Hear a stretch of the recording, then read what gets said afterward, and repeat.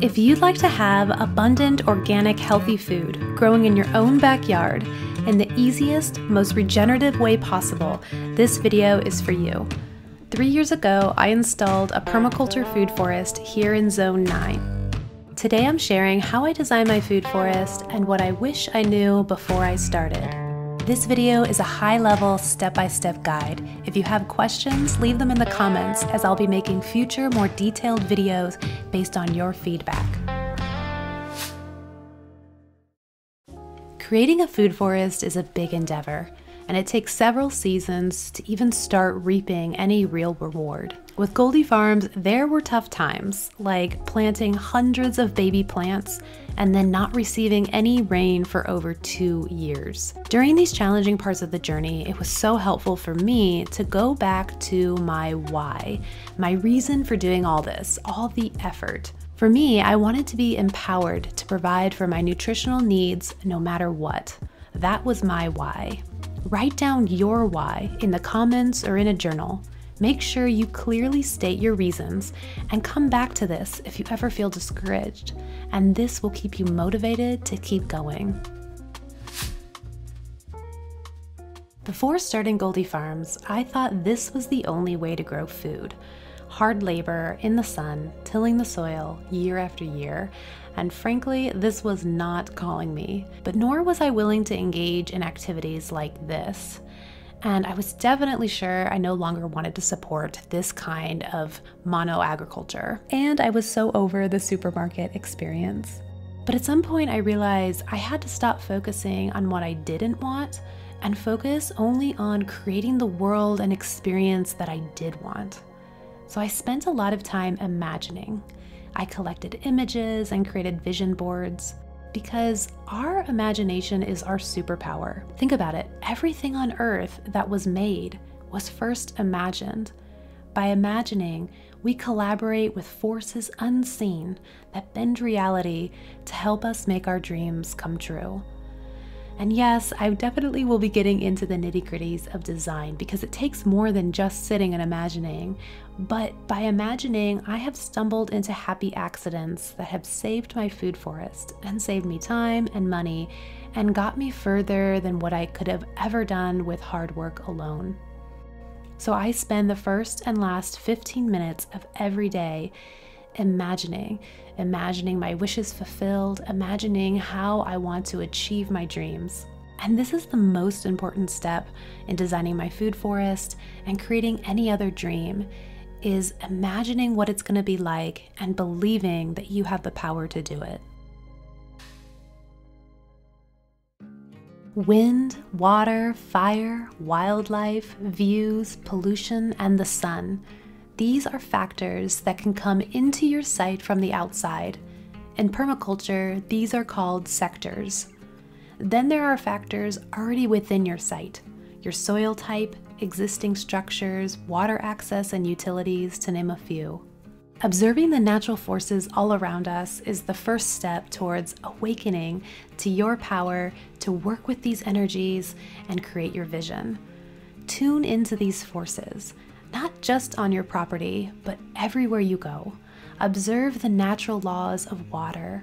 Learn how to sense the direction the wind is blowing.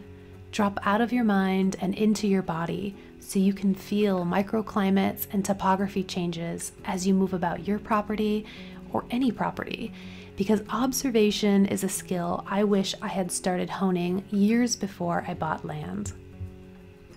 Record all these factors using a Basemap. Creating a Basemap is simple. I took a screenshot from Google Maps, put it into a design software such as Canva, and overlaid shapes on the structures that were immovable, such as houses, driveways, fences, and established trees. It's also nice to get detailed and include where your windows and doors are, so you know where your access points and viewpoints are of your property. I then removed the screenshot from the background, and now I have my Basemap. Canva is free and easy to use, but you can also just print a screenshot of your property and use tracing paper to create a Basemap. Then document your observations on your Basemap. Make a note of where you can tap into rainwater, gray water, and where you have hose bibs. where views you want to enjoy are and views you want to hide. Where do the prevailing winds come from, and where does the sun rise and set during the winter solstice, the equinox, and the summer solstice? Every site has strengths and weaknesses. A good designer can accentuate the strengths and mitigate the weaknesses, and this map will help you do just that.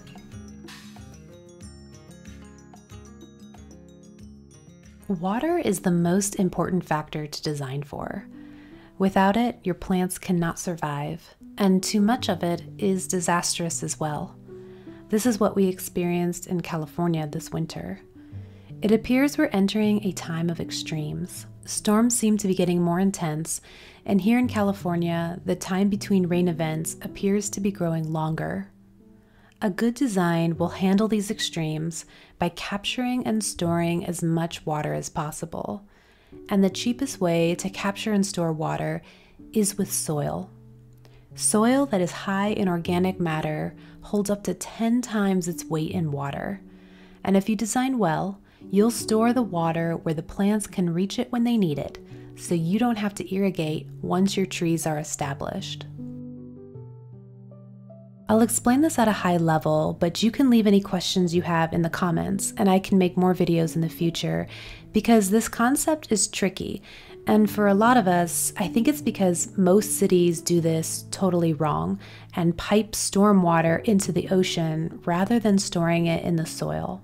So understanding this requires us to rethink our entire relationship with water. Water takes the path of least resistance.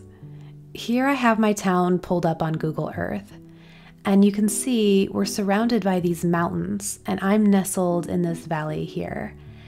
And water runs down these mountains as streams, and it gathers at the lowest point and then starts running downhill as a river. During a storm, water moves like this. It's taking the easiest path down, and it's taking precious topsoil with it. We want to slow water so that we can sink it into the soil. The first step in slowing, spreading, and storing water in the soil is to shape the land to prevent the water from running, and this is called earthworks. A common earthwork strategy is placing swales on contour. A contour line is a line on a map that connects points of equal elevation. These images here beautifully show contour lines. When you have a trench or terrace on contour, it will fill up with water equally, which stops the water from running and it allows it to sink into the soil. But contouring isn't always the best solution. The best solution is having a deep understanding of how water moves and interacts with different soil surfaces, so you can manipulate it to serve the needs of your property. A second thing we can do to encourage rehydration of the land is to create healthy, living soil, which requires adding organic material and ensuring you have roots in your soil to help water percolate down. This is why the first 2 years at Goldie Farms were spent mostly moving earth and planting cover crops. At Goldie Farms, I decided not to go with swales on contour and instead created hugelkultur berms, several keyholes, and filled my paths with compost and wood chips. I call the paths the water battery because the wood chips charge up with moisture in the winter and break down into nutrient-rich compost for the trees to feed on in the summer. Even though I didn't do swales on contour, I'm still preventing erosion of my property and holding water where I want it. And now that the food forest is filling in, it's hard to see the earthworks that were originally put in to capture water. But what you do see is happy, well-fed trees, which is the direct result of first designing for water. In addition to capturing rain, you can also capture gray water and use it to water your food forest. And you want to be strategic about capturing the rainwater that falls on your roof because you can direct that exactly where you want it to go. Use a fresh copy of your Basemap to start ideating strategies to capture free water for your food forest. And now for a brief word from the sponsor of this video, which was me. I'd like to tell you about the Goldie Farms Etsy shop, where you can experience firsthand the magic of Goldie Farms. These beautiful flowers are called calendula, and calendula has been used for centuries to treat skin conditions including eczema, psoriasis, dry skin, rashes, sunburn, cuts, and scrapes. Calendula contains flavonoids, which are antioxidants that can help to protect the skin from damage caused by free radicals. I've been growing calendula regeneratively here at Goldie Farms and infusing it in organic cold-pressed jojoba oil grown by a farm co-op. I then add beeswax from a local beekeeper, shea butter, and aloe vera to make GoldiGlow. I developed it so I had something pure and nourishing to use on my skin, and it's now the only moisturizer I use on my face because it contains only ingredients that I trust. If you'd like to experience the magic of Goldie Farms and support the regenerative work we do here, I'd love for you to check out my Etsy shop. A link is in the description.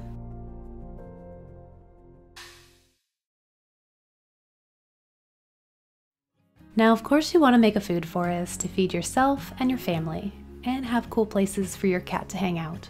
But Mother Nature won't provide endless food unless you give back by feeding your soil and the pollinators and beneficial insects. In the early 19th century, scientists began to experiment with ways to create synthetic fertilizer, which led to the Green Revolution and a significant increase in food production. However, forests thrive without the need of any synthetic fertilizers or chemical inputs, simply through the decomposition of organic material like leaves, sticks, fruit, and animal droppings. And you can do the same thing with your food forest. At Goldie Farms, we've planted hundreds of plants to feed the soil with chop and drop. Acacias, salvias, grasses, ceanothus. These plants grow fast, and every fall we cut them back and drop the cuttings right in our paths, which I often cover with wood chips for a tidier look. We never leave our soil exposed. Keeping the soil covered with wood chips and cuttings protects it from the sun, locks in moisture, and these layers will decompose into compost, which is what soil needs to thrive.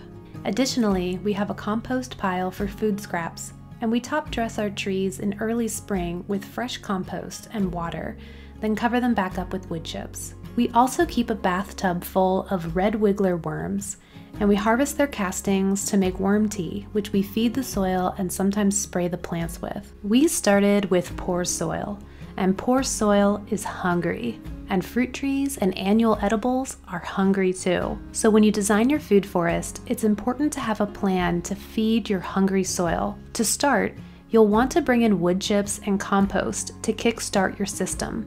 That's why we've left our driveway area open until our food forest is more established. It's also important to include plants for woody and leafy material so that eventually you won't need to import any materials. Manure is a key ingredient for healthy soil. Consider including animals in your food forest system. For a small scale, you could do chicken tractors, and for a larger scale, you could do something like rotational grazing, which Mark Shepard explains in his book, Restoration Agriculture.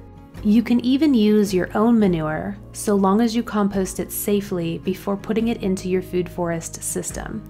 I've put links to resources in the description. Soil is a huge topic that some people spend their entire lives studying, but these are the basics you need to know when designing so that you're set up to continually feed your soil so you can have healthy plants.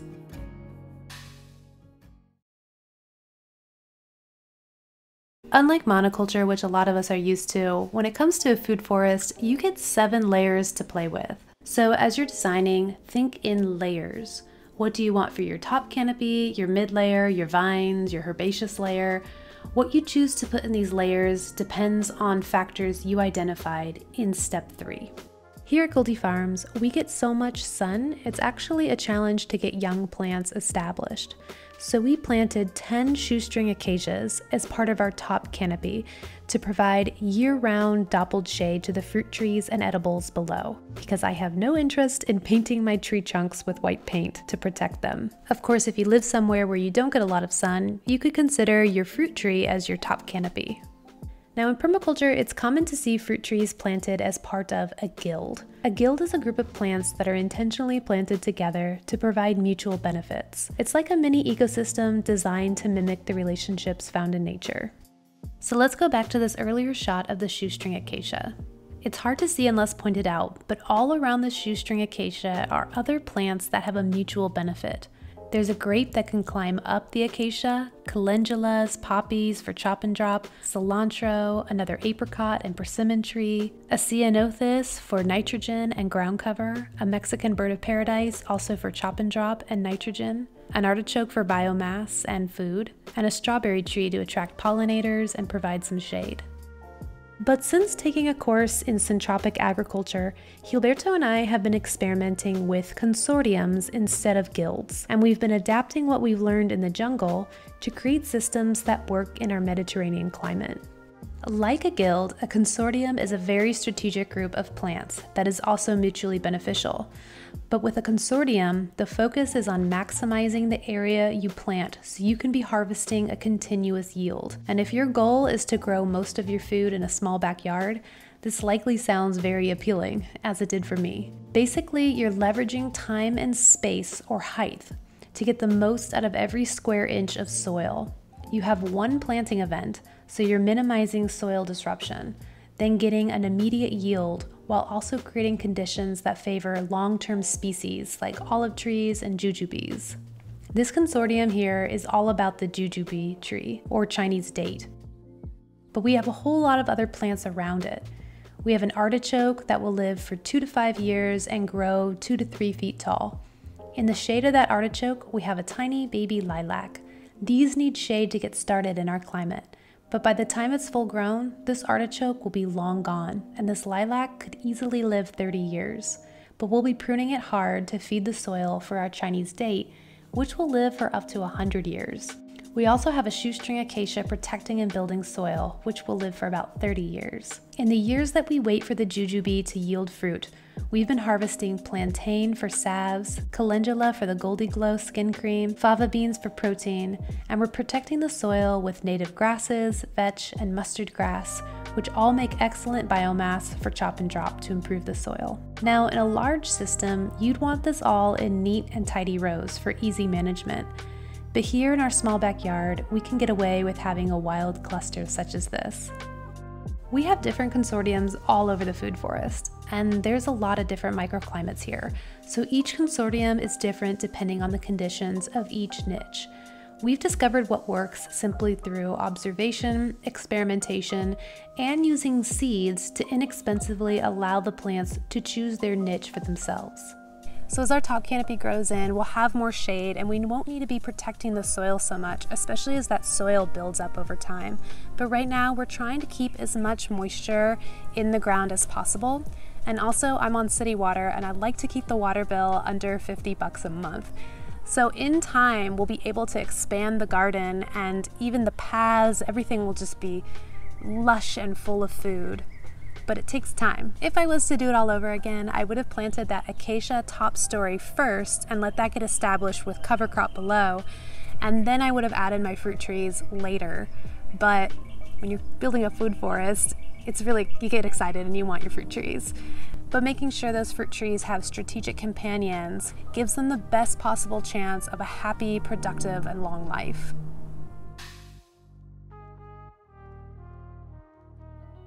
Establishing your why for creating your food forest, imagining what you truly want to create, observing the factors of your property and mapping them, creating a strategy to capture water, a plan to continually feed your soil, and playing with layers and succession. Now it's time to put it all together into a master plan. Print many copies of your base map and come up with lots of different designs, mixing and matching the elements of each design as you iterate. Design for function first and form second, meaning choose design elements that solve a problem and don't just implement ideas because they sound good. Explore the permaculture principles and run the elements of your design through each principle. Accept that as you embark on your food forest journey, you'll make discoveries along the way that will inspire your final design, if there ever is a final design. When you work with nature, she's ever changing and evolving. and you will transform along with her. Trust yourself, trust your vision, and trust your intuition, because deep down, you already know how to achieve all your dreams.